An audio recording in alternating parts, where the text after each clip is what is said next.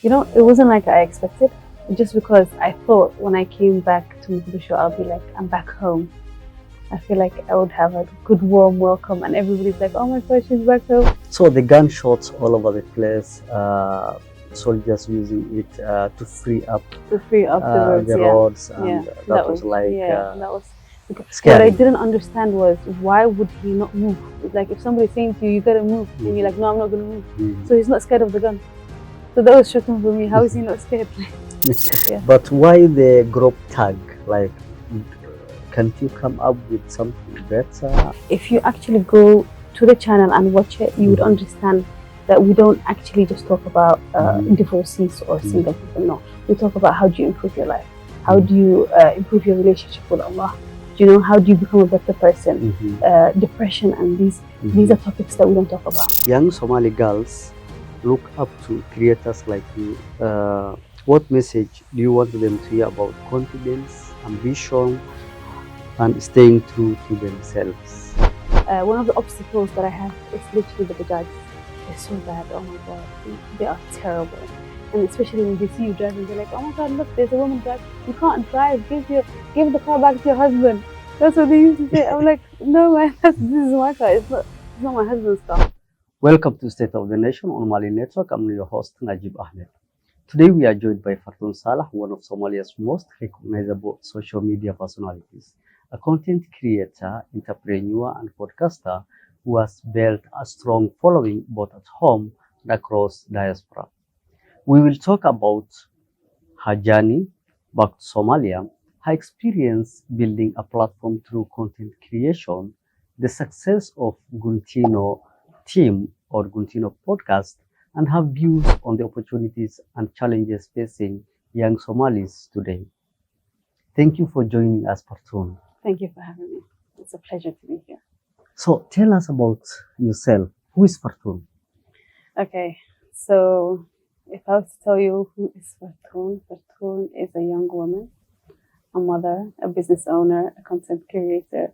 I can have different titles. So when it comes to titles, there's a couple of titles that I have, but generally, I'm just a simple person at the end of the day. If you pull everything back, it's just like I'm just a little girl. So that's what it is. There's nothing huge else to it. I was born in Mogadishu, but I did move across the countries. I went to different places. And I lived in different countries, different cultures, different cities. So I have adapted that. So I'm a Somali girl, but I have so much different cultures and different understanding of the world. That would be Fartun Salah. Thank you very much. So you just mentioned you are multinational, like you moved to so many different countries. You gained experience through those countries. Yeah. So coming back to Somalia, maybe you tell us your experience. Do you had a culture shock adapting back to your home country, and how was the experience like? It wasn't like I expected, just because I thought when I came back to Mogadishu, I'll be like, I'm back home. I feel like I would have a good warm welcome, and everybody's like, oh my gosh, she's back home. But that wasn't the case. I felt like I was in a foreign country. I feel like I was in a country that I didn't understand their culture. It's not what I was expecting. I didn't understand people, and people didn't understand me either. So it was this culture shock where I'm in the country that I was born in. This is my country, but at the same time, I feel like I'm a foreigner. I felt like I was a foreigner, which was the strangest thing, because I'm not a foreigner, but at the same time, I am a foreigner. So that was the most culture shock that I had, to actually feel like I'm at home, but yet at the same time, I'm not at home. So that took me a while to adapt to the culture, to the people. Yeah, so that was the most shocking part, just the culture and the people, and they didn't understand me, and I didn't understand it. So it was a two-way thing. We had to learn and adapt to each other, and then we're like, okay, now we're good. Now I feel like I'm in a good place. It's been 5 years, and I just feel like I have adapted fully to Somalia. So for those who are planning to come back to Somalia, how long do you think it will take them to adapt to the culture, and like how long do they need to have that cultural orientation before like accepting themselves? Okay, this is the reality, and these are your people. Like how long did it take you? With everybody it's different. I think I think everybody's different. I think some people it take them it might take them a year. Some of them might just take them 6 months, and some of them might take them years. It just depends on the person. For me, I didn't expect for it to take this long, but in all honesty, I feel like right now I can call like this is my home, this is where I live in, and every time I go back to the UK, I feel like I don't live here. I haven't felt like that in a while, so I'm like, okay, so I finally adapted to the show. Yeah, Good to hear that. So many young Somalis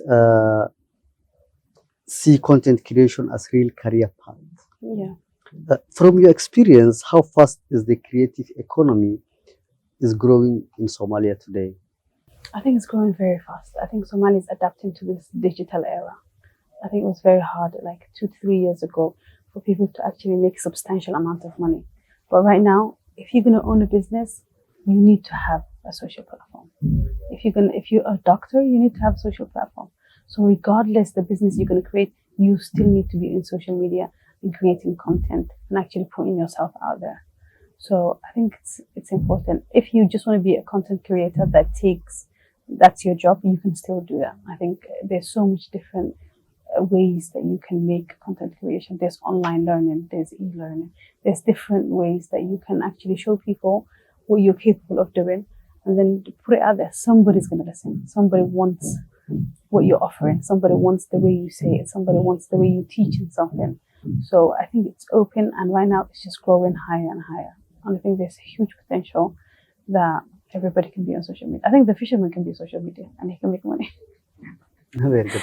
So if you were like to encourage someone or like to give an advice to a young person who wants to be a content creator in Somalia today, what's your word of advice?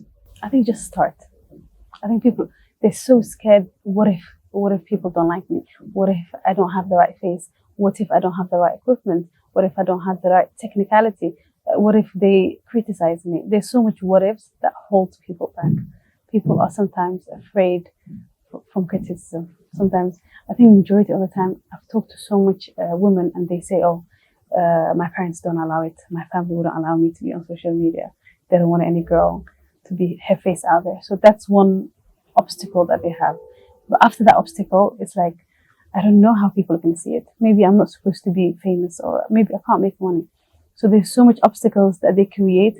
But once you stop and you're like, I'm just going to start. If it goes well, it goes. If it doesn't, it's okay. I've tried at least. Right? So just try. See how it goes. You don't know.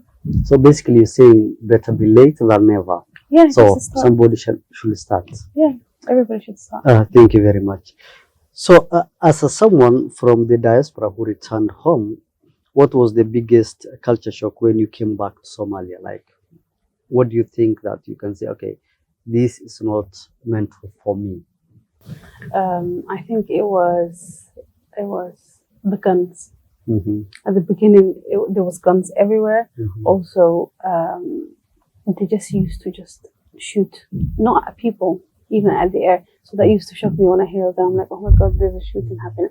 Also, since there's no traffic, you've seen sometimes they used to, not anymore. They used to use the guns to open the roads and everything. Yeah. So that happened. So that was a very shock. And then you'd see the Bajaj guy, he doesn't care. He's just calm. He's like, it's okay. They do this all the time. So since I'm just new here, I'm like, what the hell is happening? Like, for me, that was a culture shock. So the gunshots all over the place, soldiers using it to free up the roads, and that was like that was scary. What I didn't understand was, why would he not move? It's like if somebody's saying to you, you gotta move, and you're like, no, I'm not gonna move. So he's not scared of the gun. So that was shocking for me. How is he not scared? But they don't use it. They just like, they just like to scare them. So that was for me, that was a bit shocked. Now I'm not shocked. I see guns everywhere. I'm one of those people, by the way. So like if you see someone pointing a gun to your Bajaj guy or you will be like smiling back and like, no, I wouldn't be smiling. That doesn't happen anymore. Okay. That's the good part. Okay. So that was at the beginning. This doesn't happen anymore. That's one. Two, since I live here, I see things, and things became a little bit normal. And alhamdulillah, we're at a better place than we were back in 2020 and 2021, you know? Okay. Yeah. So the position and the safety has improved. Really, it has gone significantly higher, and that's why it's easier for me to stay. Actually, the first time when I came, I think was it 22? Yeah, 2022, where there was an explosion in Zoba, right? Mhm. That's the time I feel like I want to go back. There's no way I can be in a country where there's just explosions randomly everywhere. So what happened was I went back to the UK. I went, it's not moved, but I wanted to see. So I was there for 2 months. And then I thought, man, I don't think so. That's when I decided I'm actually, you know what, I'm okay to move back. And whatever's going to happen is going to happen. Anyway, I'm going to die at the end of the day. So I'll just be with them people that die. So a lot of people abroad still have outdated views about Somalia. What realities have you personally experienced completely that changed your perspective after returning? Like people think people are not governable, the city is unbearable, something of that sort. Like they believe that a normal person can't live in Somalia. Maybe you get phone calls asking you still in Somalia? Why are you there and stuff. So if you were to give a word of advice or you had to tell them something, what will it be? I think, and this is what I tell my friends anyway. My friends like, it's very unsafe. How are you there? You need to come back. Why would you choose to be in a country where everything happens at any time and the unsafety? And at the beginning, they used to have a lot of that. But when they saw the life that I have, honestly, the life that I have right now is far better than the one that I had in the UK. You know, with the freedom that I have and I'm able to move around and do flexibility. The flexibility, the hours, because there it's just you go to work, you come back home. You go to work, you come back home. So it's very repetitive. But when it comes to Mogadishu, I'm able to create life that's better than just going to work and coming home. So when they see that and they're like, okay, you know what, you're making Somalia look very, very good.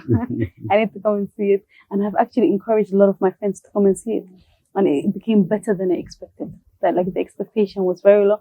And when they came, they're like, you know what, it's not really bad, you know. We can actually see ourselves moving here. So I'm encouraging a lot of people to come. Yeah, so you can easily be a brand ambassador for the government and like encourage so many diaspora to come back. Yeah.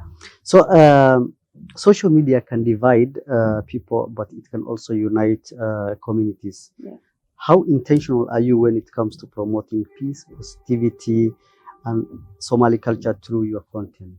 I'm very intentional.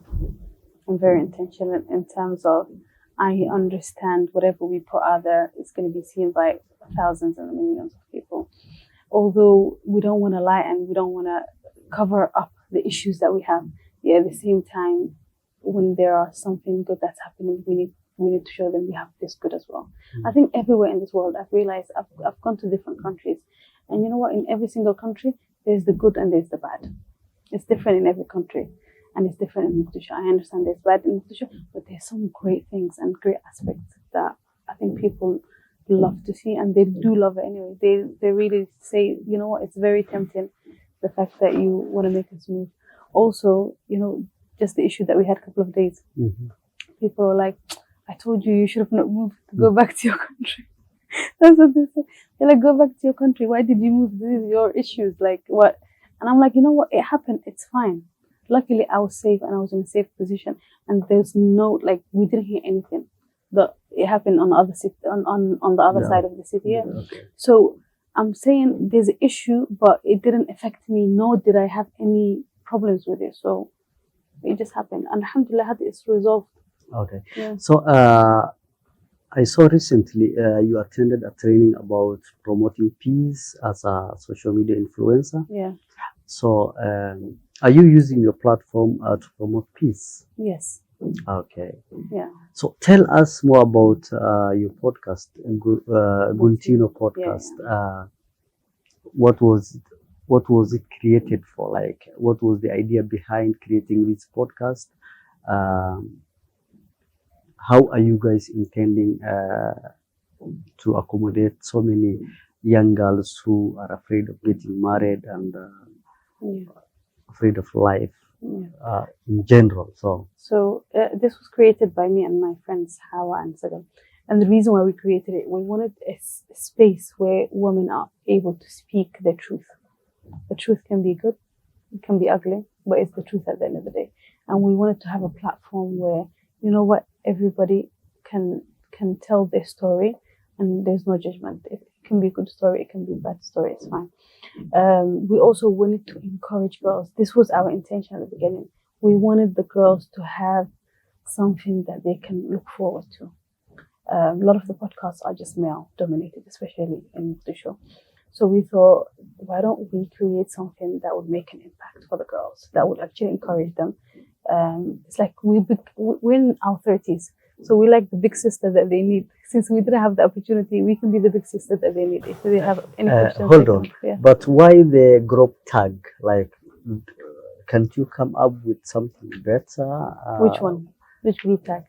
Like the podcast, the main conversation in your podcast is advocating for single women, lifestyle and stuff. Yeah. So that's your understanding of it. Okay. That means you really haven't watched a lot of the videos. Okay. Yeah.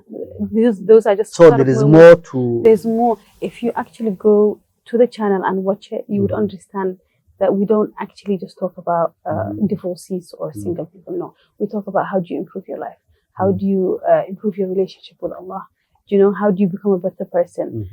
Depression and these are topics that we don't talk about. Depression. We spoke about. There was one topic that we spoke about boys that are being hit in the duksi and how unfair that is when the child is growing up, and the fact that you actually need when you're teaching the kids about Quran and the Deen, you need to show in the most loving way and not in a violent way. And that our Nabi used to be actually very, very kind and very, you know. So that's what we talk about. We talk about every single topic that's needed.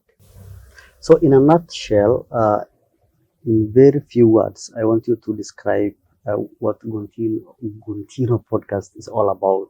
Like, are you telling me and the viewers that the podcast was created to motivate young girls and boys out there that being single mom or being single lady is not the end of the world, that there is more to life than hating yourself or hating your ex-partner and stuff?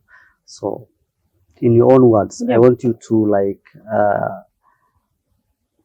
tell us. So Guntiino podcast is empowering women to become a stronger woman, to learn more, to research, to do something for herself. That's what Guntiino is. Okay. The idea is you are created to be more than you are right now. So what can you be? We need them to start thinking more than just, oh, I'm just a housewife. You can be a housewife. We never say go get divorced. The idea is you're a housewife. Okay, you can add something more into your life. You're a mother. We are all mothers. We can add something to our life. You're a single person. Okay, that's fine. Don't just wait for marriage. Do something with your life, right? Marriage is a risk that you get from Allah. So is the jobs, the work, the education that you can do. So that's what we're saying. Become more. Because I know girls generally believe they can become more, but they're restricted by the families and the society. So we're like, you know what? Put the society to the side. Actually, you can actually become more, so you should become more. Young Somali girls look up to creators like you. What message do you want them to hear about confidence, ambition, and staying true to themselves? I think what I would love them to hear is confidence comes from you. It doesn't come from cream you put on your face. It doesn't come from makeup. And it doesn't come from a man that tells you you're beautiful. I think if a girl believes she's beautiful and the way Allah has created her is the most beautiful, she generally becomes and walks with confidence. So you don't need to look external validation. The confidence has to come from within. And so once you have that confidence, self-esteem is just the way it just follows together. Everything is within the person, that they need to believe everything is within me. I am able to be confident just because I am. Allah created me beautifully just the way you are. He's the best of creator anyway. So you don't really need social media or other people to tell you you're beautiful. You are already beautiful. Thank you. So there's a growing number of diaspora youth returning home to invest, create content, and start businesses. Do you think Somalia is becoming a land of opportunity again?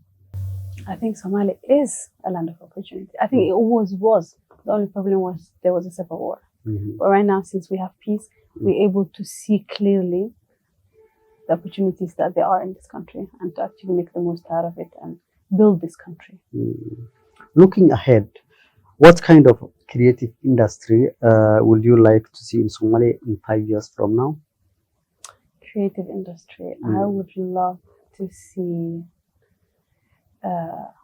more filmmakers, like those very good Hollywood filmmakers in Somalia. Maybe we can have a little cinema.